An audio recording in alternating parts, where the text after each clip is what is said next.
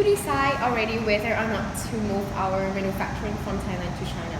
Sawang, have you made a final decision? There are pros and cons to moving into China. I've been back and forth on this issue for months. I'm of two minds. Sawang, I know this is a tough call, but now is not the time to be wishy-washy.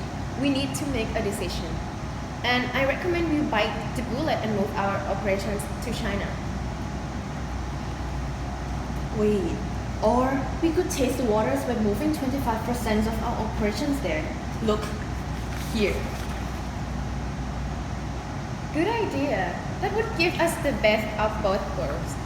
We could reduce our risk while starting to enjoy some of the cost savings from lower cost manufacturing. I agree with you that we should put a stake in the ground. Well, then let's move a quarter of our operations to China. Good call, Sawang. I hope I don't live to regret this decision. You won't. My gut tells me we are doing the right thing. Well, then let's do it.